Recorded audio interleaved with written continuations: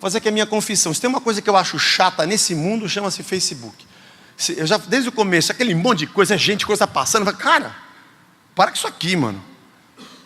Meu transtorno obsessivo, eu fico doido. Não, põe no Instagram que é uma foto só e um texto só. Tá bom, um de cada vez e rápido. Mas enfim, todo mundo é expert no Facebook. Todo mundo é comentarista político. Todo mundo fez Harvard. E sabe explicar as teorias.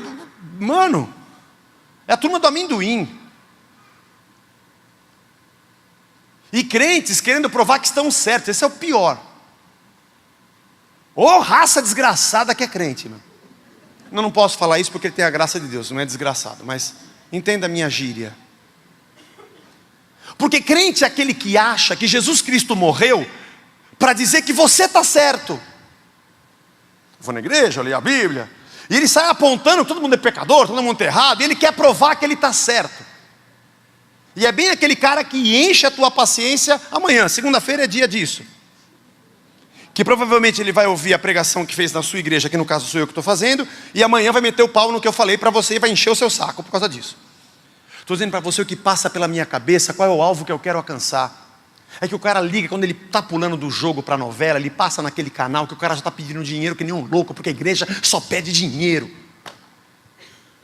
Por isso que não vão ter mais. A gente, irmão, a gente é nós. A gente vai lá e deposita, a gente vai lá e faz transferência, a gente se resolve por amor àqueles. Por isso que não cabe na cabeça a gente pensar, poxa, se você falasse mais a gente entregava. Não, eu não quero que a nossa igreja seja assim. Daqui 6 anos tem uma outra eleição pastoral. Me aguenta até lá e lá vota em outro. Mas você me escolheu, vai ter que me engolir. E sabe por que a gente faz esse esforço? Sabe por que a gente coloca um alarme para a gente não esquecer? Ó, faz um depósito lá hoje. Sabe por que a gente se policia? Não precisava, mas é por amor àqueles que pisam aqui e falam, cara, esse cara não fala de grana aqui. Que bom! A questão não é certo e errado. A questão não é estar melhor ou pior. A questão é compreender que isso nos aproxima. O que você tem deixado de fazer por amor a alguém que você quer alcançar? Eu sei que o seu filho está errado. E você tem 1000 argumentos para dizer que você deveria meter uma marreta na cabeça dele. Mas tenta entrar no universo dele. Desse mundo pós-moderno maluco, das pressões que ele enfrenta, das tribos e gangues que rodeiam ele. Para estar perto. Porque você tem um objetivo. Teu esposo, tua esposa. Já entrou no sapato dele? Puxa, é isso aqui que você vive, meu. Quer carne? Não, eu entendo o que você está passando. Nem vou comer, pode deixar. Não esquece essa grana, não é por isso que eu estou aqui. Sento com você nessa festa, sento com você aqui. Não estou sendo atraído, nem estou tendo a tentação para estar nessa festa ou naquela. Eu estou em missão aqui. Dane-se o que os outros vão dizer. Se acham que eu estou certo ou errado de sentar com aquela pessoa. Falaram que Jesus comia com prostitutas, falava com prostituta, sentava com pecadores, sabe? Colhia espiga no sábado. Dane-se o que vão falar de Jesus. Deus tem um objetivo. Entrar na nossa carcaça, viver a nossa vida e sentir o que a gente sente. Sentir o que a gente sente. Ao invés de virmos com o discurso de eu estou certo e você errado, eu dizer, eu vou deixar de fazer porque eu quero estar perto de você. Nossos casamentos seriam mais pacíficos, sabe?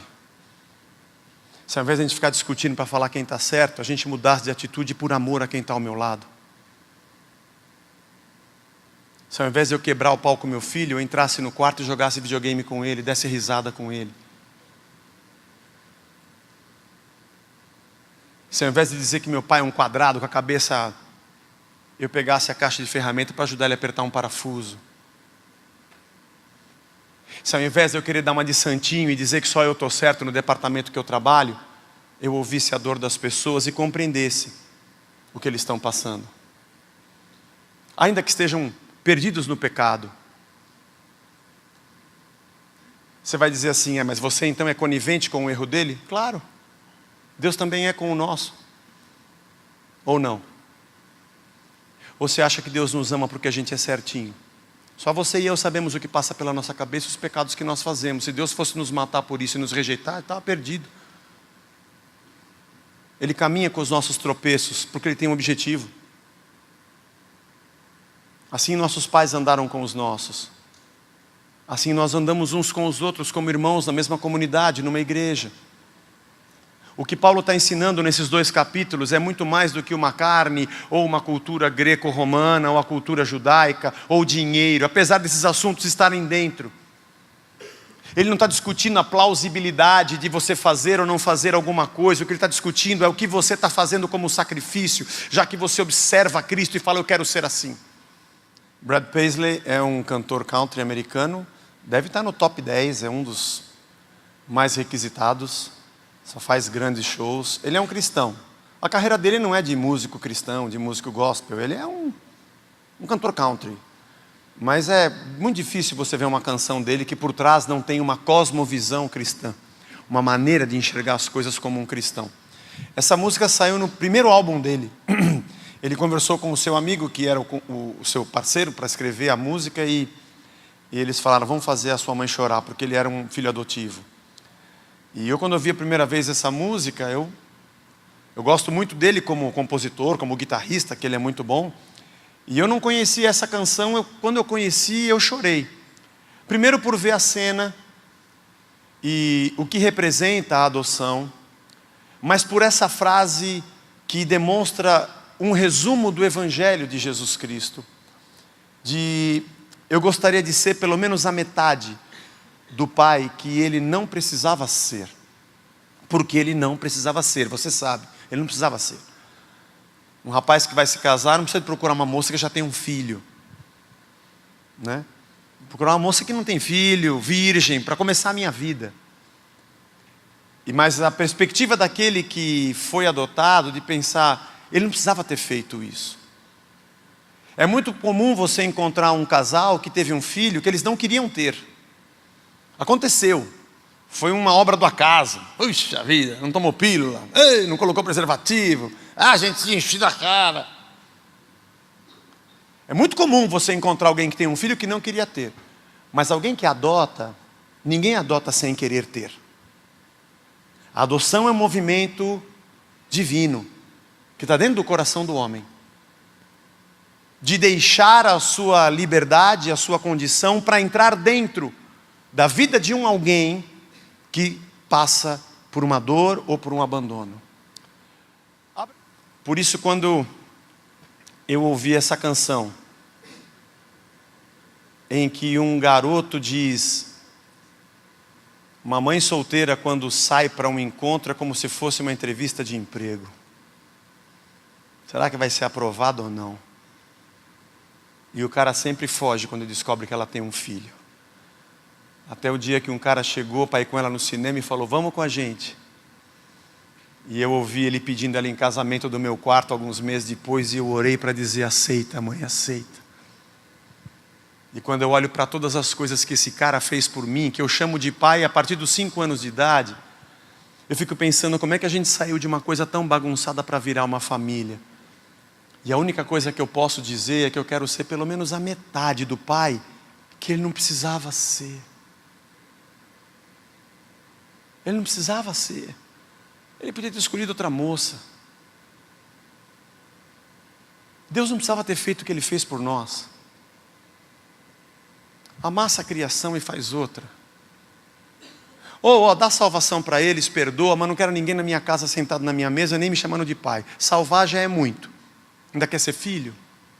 Mas Ele fez. Ele foi para a cruz e não precisava, o Senhor não precisava estar aqui. Por que a gente olha para o que Cristo fez e isso não faz a gente mudar a nossa atitude? Para dizer, eu queria ser pelo menos a metade do que Cristo fez nesse mundo e Ele não precisava ter feito. Porque olhando para a gente não tinha nada de bom para atraí-lo. Ele prova o seu amor para conosco no fato de morrer por nós, sendo nós ainda pecadores. Porque é fácil alguém morrer por um justo. Mas e por quem não vale nada? Você tem consciência que eu e você não valemos nada? Você não vale nada, mas eu gosto de você. Tem um outro hino evangélico que fala isso. Está no Cantor Tristão, está lá. A gente não vale nada, irmãos. A gente recebe um pouquinho da palavra de Deus, um pouco, e achamos que nós somos melhores do que os outros, mais santos e mais puros. Cristo ama a cada um de nós.